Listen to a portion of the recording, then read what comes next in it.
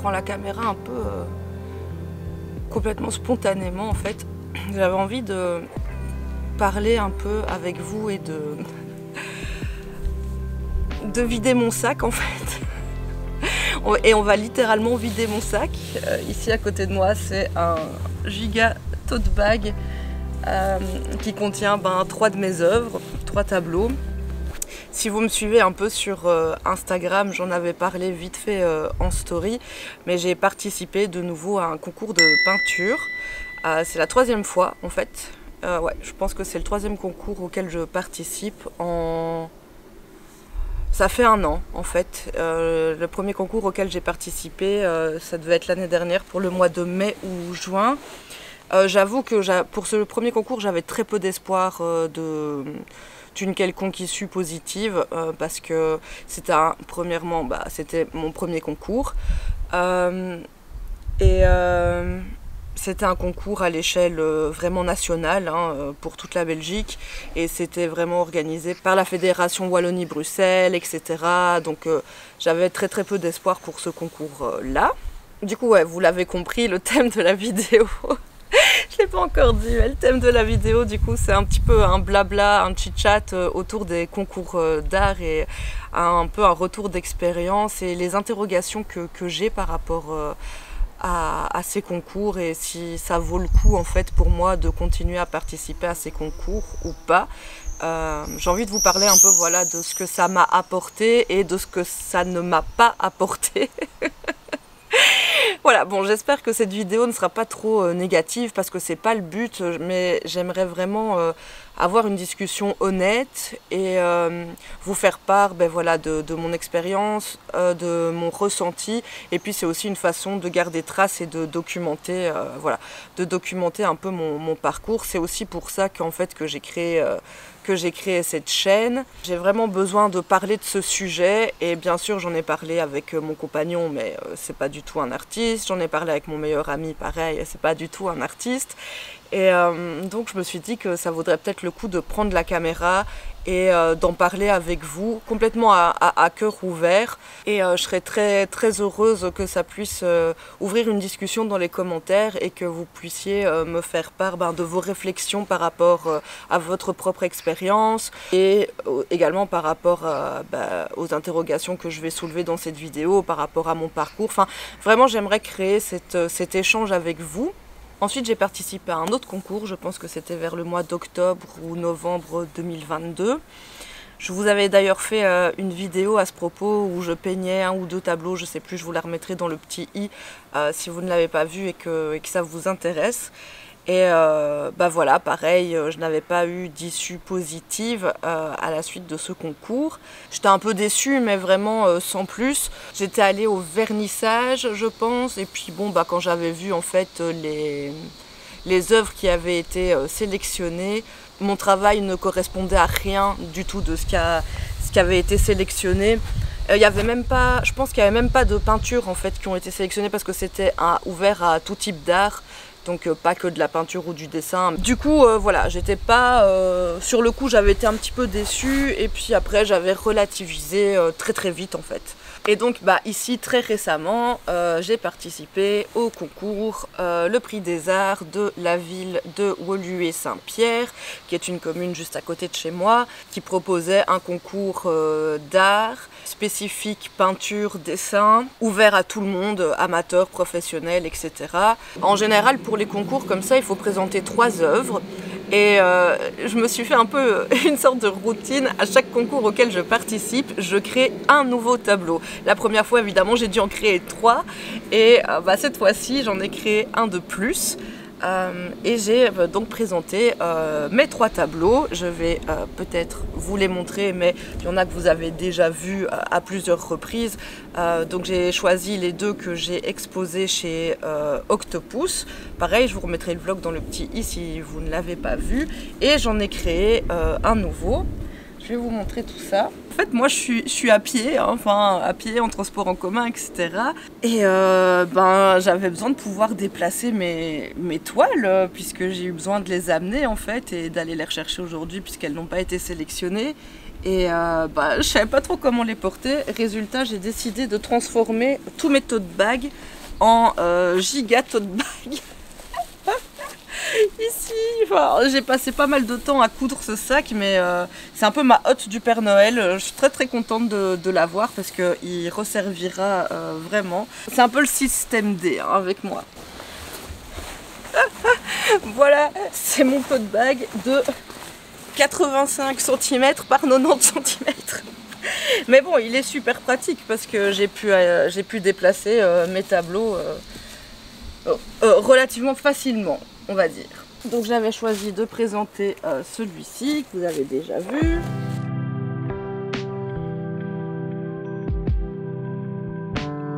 Avec son petit copain que vous avez également déjà vu. Et enfin, eh bien, j'ai réalisé celui-ci qui est le plus grand des trois, qui est un carré de 80 cm de côté. Donc voilà, celui-ci c'est mon plus récent. C'est une idée qui est avec moi depuis super longtemps. J'avais d'ailleurs partagé sur Instagram il y a hyper longtemps l'idée de base, le croquis, je vous le remettrai pour que vous puissiez voir. J'ai su que j'allais participer à ce concours, je me suis dit c'est l'occasion d'enfin finaliser cette idée. En tout cas essayer de la sortir un peu plus construite et un peu plus aboutie. Et elle a beaucoup évolué, vous le verrez par rapport au croquis de base. Au départ, je voulais faire quelque chose de beaucoup plus complexe, je voulais jouer avec la pomme. Mon inspiration, c'était Mucha, l'Art Nouveau, etc. À la base, je m'étais dit que ici, je mettrais tout des cercles avec l'évolution de la pomme, du pommier, etc. Peut-être des dessins intriqués les uns dans les autres, enfin, les feuilles, les branches de pommiers, etc. Et puis en cours de peinture, ça a pas mal évolué et je me suis dit que la simplicité du trou noir serait peut-être plus impactant et ça mettrait plus en valeur le sujet que s'il y avait énormément de fioritures autour. Plus simple, plus épuré, je trouvais que c'était beaucoup plus impactant. Donc voilà, ce sont les trois tableaux que j'ai présentés cette fois-ci.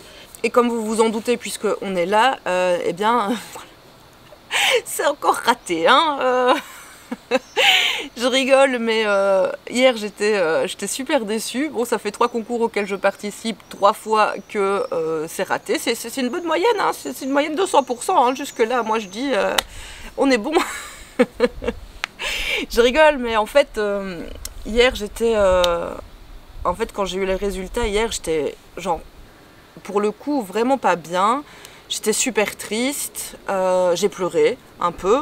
Ça m'a vraiment touchée, j'avais vraiment, vous savez, genre un trou dans le cœur. Mais ouais, ça m'a... Voilà, je pensais pas que ça me toucherait autant, puisque les 2 premières fois, ouais, j'étais un peu déçue, mais sans plus. Et cette fois-ci, j'étais beaucoup plus affectée, en fait, par ce refus. Je pense que j'ai placé beaucoup d'espoir dans ce concours en me disant que c'était le concours de la ville à côté de chez moi, que c'était ouvert aussi aux amateurs, qu'il n'y allait peut-être pas avoir beaucoup de participants, ce qui est faux, hein. Il y a eu une centaine de participants, ça je le sais. J'irai voir le vernissage bien sûr et je vais essayer de rencontrer un peu les artistes, rencontrer les membres du jury et essayer de gratter un peu des infos sur ce qui est attendu ou pas. Et ça c'est le point que je trouve le plus négatif, le plus chiant, le plus emmerdant. Désolée, j'ai que ces mots-là, mais c'est qu'en fait le travail est refusé, d'accord ? Mais en fait, on ne sait jamais pourquoi. La première fois, j'avais essayé de contacter les organisateurs du concours, et la dame m'avait dit, je suis tombée sur la secrétaire, elle m'avait dit, moi je suis désolée, j'en sais rien, je sais pas. Évidemment, c'est les membres du jury qui savent pourquoi ils ont pris telle ou telle décision. Je vais vous lire le jury. Donc il y avait les chevines de la culture francophone, les chevins de la culture néerlandophone, le directeur de l'Académie des Arts de Woluwe et Saint-Pierre, le directeur de Rock Academy, un truc flamand, 1 ou 2 galeristes et ou commissaires d'exposition, 1 à 3 artistes éminents de la discipline envisagée. Donc je suppose des peintres, des dessinateurs, que sais-je. Le jury prendra sa décision à la majorité simple. Donc voilà, ce qui m'embête avec ça, c'est que ils ont voté, très bien. Que mon travail n'ait pas été retenu, c'est une chose, il n'y a pas de problème, ça fait partie du jeu. Mais le truc, c'est que sur les 100 candidats, est-ce que j'étais genre 95e ou est-ce que j'étais au milieu de peloton? Où se situe mon travail par rapport au travail d'autres artistes? Est-ce que c'est encore trop amateur? Est-ce que c'est pas encore assez abouti? Est-ce que juste c'est une affaire de goût et que ça ne plaît pas? Enfin voilà, je n'ai aucune critique constructive et aucun retour constructif sur lesquels m'appuyer pour continuer à avancer en fait. La seule chose que j'ai et que ça m'a apporté jusque là, c'est que j'ai peint ce tableau à peu près au même moment que le portrait de mon frère et moi pour lequel on avait fait un live au mois d'avril. Et donc j'ai peint ce portrait de mon frère et moi plus ou moins en même temps ou juste avant de peindre ceci.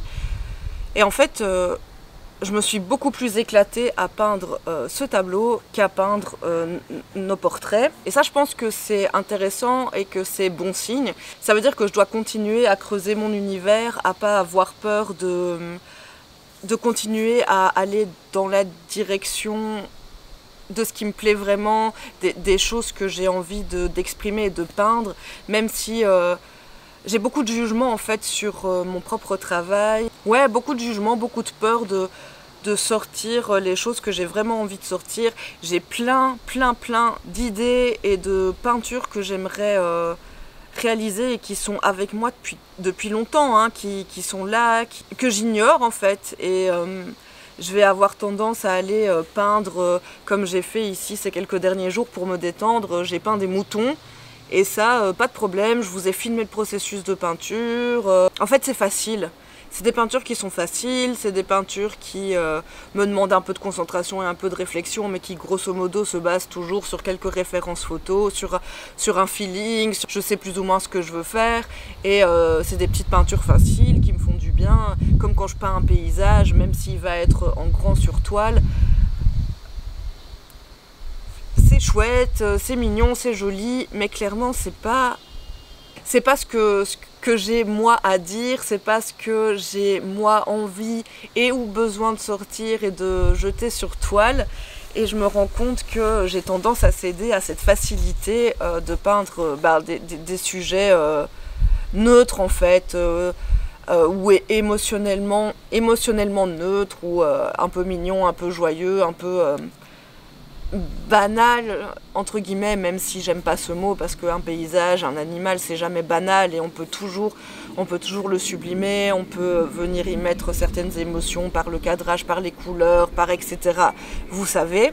Mais voilà, le fait d'avoir participé à tous ces concours, et je pense que je l'ai déjà dit, ce que ça m'a le plus apporté de positif, c'est ça, c'est de me rendre compte que je dois aller dans cette direction, que je ne dois pas avoir peur d'exprimer ce que j'ai envie d'exprimer, que je ne dois pas avoir peur d'aller explorer ma propre créativité, mon propre univers, et de ne pas avoir peur de continuer à chercher dans cette direction. Et au contraire, je pense que ma vérité en tant que peintre, en tant qu'artiste, elle se situe là.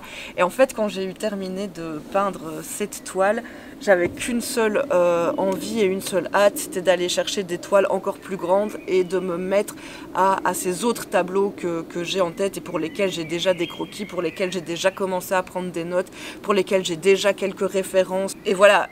Et donc je pense que c'est quelque chose que je vais faire, que je participe à des concours ou pas. Et voilà, je pense que ça c'est le volet positif de ce que ces concours m'ont apporté. Et maintenant je suis en train de me demander, est-ce qu'en fait ça vaut le coup que je continue à participer à des concours comme ça, parce qu'en réalité, il n'y a pas de retour en fait. J'ai l'impression que nous, en tant qu'artistes, quand on participe à des concours comme ça, on en voit beaucoup. on envoie beaucoup d'énergie, on envoie beaucoup d'émotions, beaucoup d'implications, et en fait on a zéro retour, quoi. Si on n'est pas sélectionné, on est un peu laissé là, enfin ouais, on est laissé là dans le rien, donc je trouve que c'est beaucoup d'investissement pour très peu de retour, et je me dis bah je pourrais me mettre en condition concours avec une deadline, etc., où je vais peindre sur grand format, parce qu'en fait je me suis rendu compte que j'adore peindre sur des grands formats. Je pense que j'ai beaucoup de choses à explorer dans cette direction-là que je n'ai pas encore exploré jusqu'à présent. Et en fait tout ça je peux le faire en dehors des concours. Donc je me demande voilà, si ça vaut toujours le coup d'y participer, et ce que ça pourrait m'apporter de plus. Bon voilà, j'ai participé qu'à 3 concours, c'est pas non plus... voilà, c'est pas non plus énorme, donc je sais pas. Là, je vous demande peut-être un peu votre avis et votre retour d'expérience à vous, ce que vous en pensez un peu. Et alors, il y a autre chose qui me dérange dans ces concours, mais ça, je pense que ça fait partie, de manière générale, du monde académique, du monde artistique et académique de manière générale, c'est le point ici. Chaque candidat devra joindre au retour de formulaire d'inscription une note d'intention au format PDF qui comprend une fiche descriptive, titre, dimension, date de réalisation, pas de problème, 3 clichés de l'œuvre, pas de problème, un court texte présentant les œuvres et la démarche artistique du candidat. Et c'est vraiment ce point qui à chaque fois qui m'a posé problème dans ces concours. Bon, qu'on explique un peu sa démarche artistique. En fait, je suis même pas certaine de savoir ce que ça veut vraiment dire, démarche artistique. Est-ce que c'est le pourquoi je peins? Est-ce que c'est le comment je peins? Est-ce que c'est quelles sont mes influences? Quelle est ma réflexion derrière mon œuvre? Expliquer ce que mon œuvre raconte. Et en fait, ça me pose vraiment question, dans le sens où est-ce qu'on ne dit pas qu'une image vaut mieux que 1000 mots? En fait, est-ce que j'ai vraiment besoin d'écrire un texte qui va vous expliquer ce que j'ai voulu représenter là, en fait? Je trouve qu'en fait, c'est vraiment aller à l'inverse même de l'essence d'une œuvre. Une œuvre d'art, pour moi, dans ma vision, elle doit provoquer une émotion, elle doit provoquer une sensation, elle doit retenir le spectateur, elle doit lui provoquer quelque chose à l'intérieur, et je trouve que le spectateur doit pouvoir se projeter dans l'œuvre et doit pouvoir ressentir des choses, il doit pouvoir construire sa propre histoire autour de cette œuvre. Et donc je suis toujours embêtée quand je dois écrire des textes comme ça, parce que je sais pas trop quoi écrire, à part j'ai voulu représenter telle ou telle émotion, telle ou telle sensation, telle ou telle situation de vie, et voilà. Et alors il y a ce truc qui me dérange personnellement beaucoup dans le milieu artistique académique, par rapport à tous ces textes de description de l'œuvre, de démarche artistique, etc., c'est que j'ai l'impression que c'est beaucoup de blabla et de marketing autour de l'œuvre. Genre, tu peux faire carré blanc sur fond blanc et puis pondre un texte de blabla. Oui, l'artiste a voulu exprimer la violence de ceci, de cela, enfin... Vraiment juste du blabla, et puis t'as quelques personnes à côté qui vont faire « Ah oui, c'est vrai, oui, c'est génial, incroyable ». Tout ce que je vous dis, c'est vraiment ma vision, c'est vraiment très personnel, et ce n'est que mon avis et que mon opinion, hein. Vous pouvez complètement être en désaccord avec ce que je dis et l'exprimer dans les commentaires, il n'y a aucun problème. Et je serais d'ailleurs même ravie d'avoir ce genre de discussion avec vous en commentaire. Mais une autre chose qui m'emmerde aussi, c'est que il faut absolument que l'artiste produise des œuvres engagées, écologiquement engagées, sur la crise migratoire ou politiquement engagées, etc., etc.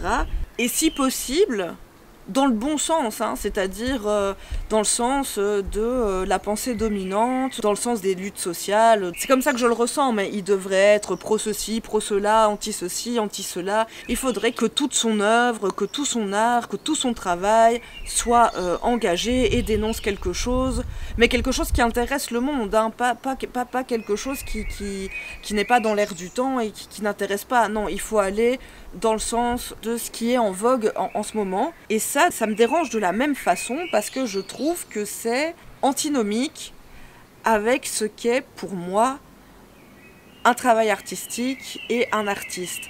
Alors je ne dis pas qu'un artiste ne doit pas être engagé et je ne dis pas qu'un artiste ne doit pas dénoncer des choses. C'est même le contraire. Je trouve qu'un artiste, il doit pouvoir garder une certaine liberté et il doit pouvoir dire ce qu'il pense vraiment, sans aller dans le sens de la doxa, sans aller dans les courants dominants de la mode, mais peut-être justement aller à contre-courant de ça, mettre en lumière les paradoxes, mettre en lumière un point de vue différent de la norme, entre guillemets. J'ai l'impression qu'il n'y a plus vraiment de place pour ça dans le monde à l'heure actuelle, et j'espère que vous avez compris mon message, mais est-ce qu'on va mettre en valeur des œuvres ou des artistes qui vont interroger justement le féminisme, interroger l'écologie, interroger les politiques, interroger d'un point de vue extérieur et sous un autre angle.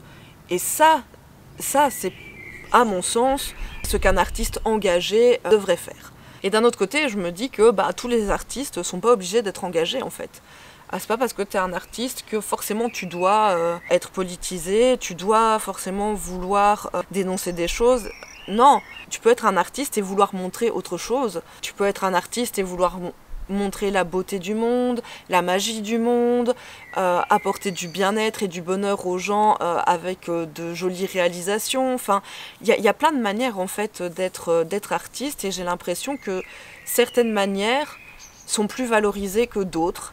Et tu peux aussi être un artiste et être complètement introspectif et aller chercher tes démons, tes émotions, et que ton art soit quelque part un peu cathartique pour toi. Mais c'est pas pour ça qu'il peut pas parler aux autres.